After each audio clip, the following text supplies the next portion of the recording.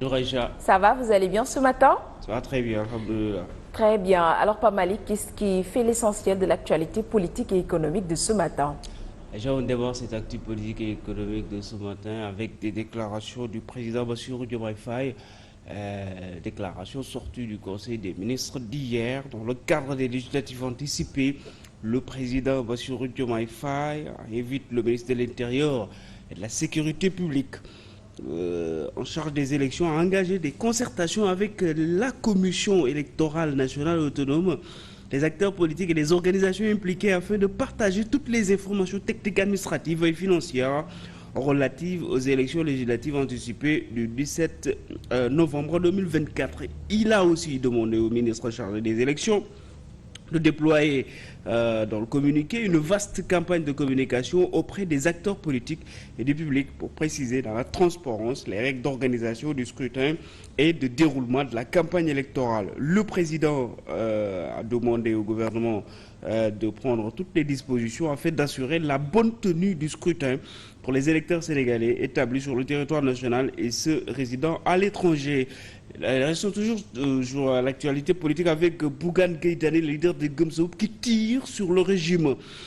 Bougane Gueye est revenu sur les précipitations qui ont mis les villes de Kaolack et de Touba. Ces deux cités, faut-il le rappeler, sont depuis hier sous les eaux auprès de fortes pluies à Touba.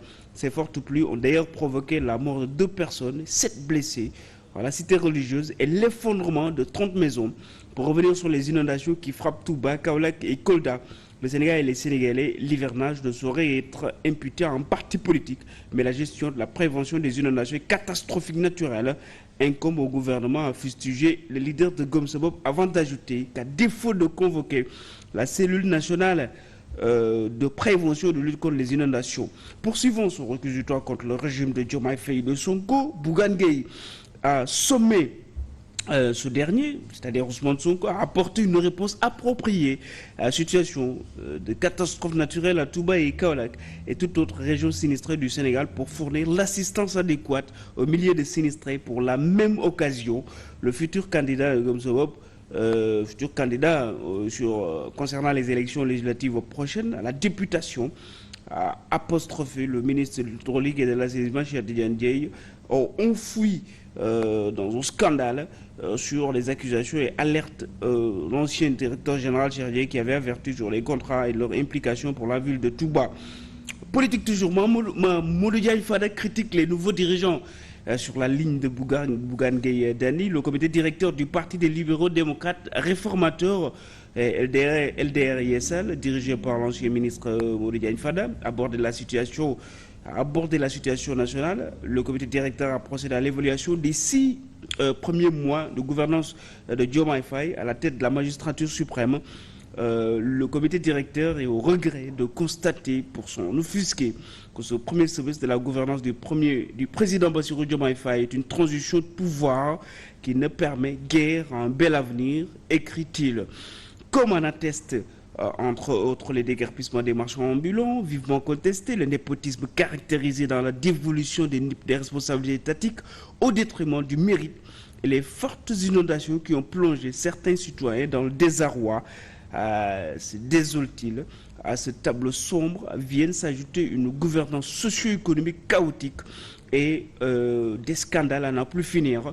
La déclaration faite par la mission du FMI sur le ralentissement de l'économie sénégalaise durant le premier semestre de 2024, marqué par une baisse des recettes, une augmentation des dépenses publiques, une croissance économique plus lente que prévu, et non seulement inquiétante, mais pire, elle augure les lendemains obscurs si on s'en réfère aux indicateurs conjoncturels qui, selon l'institution de Bretton Woods, prédisent un ralentissement similaire au deuxième semestre 2024, une note de Andy Yessel de Mamadou Diagne Fada qui compte aller aux législatives prochaines. On termine avec une candidature de l'ancien ministre de l'économie. Il s'agit de Amadou Hott, qui est candidat à la présidence de la Banque africaine de développement. Une note d'économie dans cette rubrique. L'ancien ministre de l'économie, Amadou Hott, sera candidat à l'élection du président de la Banque africaine de développement prévue en mai 2025.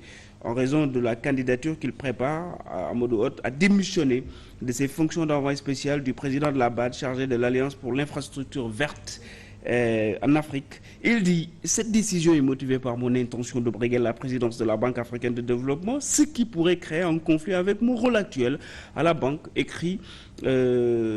écrit-il en citant l'ancien ministre de l'économie, du plan et de la coopération.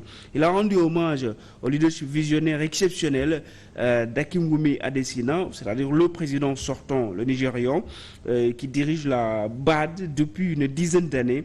Amadou aussi a exprimé sa gratitude pour l'opportunité qui lui a été donnée de contribuer à la mobilisation des ressources au profit de l'Alliance pour l'infrastructure verte en Afrique. Il avait été nommé envoyé spécial du président de la Banque africaine de développement en décembre 2022, dont le but d'aider l'institution financière à assurer la transition de l'Afrique vers le zéro émission net par des investissements et des infrastructures. Aïcha, c'est sur cette note qu'on ferme cette rubrique politique et économique de ce jour. Merci beaucoup, Pape Malick. Merci beaucoup pour ces infos. Nous nous retrouvons dans la deuxième partie. À tout à l'heure. À tout à l'heure. Merci à Pape Malick, merci à Grégoire ainsi qu'à la belle Charline Rafidi pour cette très belle page d'information. Merci à vous aussi, amis téléspectateurs, de nous avoir accompagnés dans cette première partie. Nous nous retrouvons à 8h pour la deuxième partie en Wolof.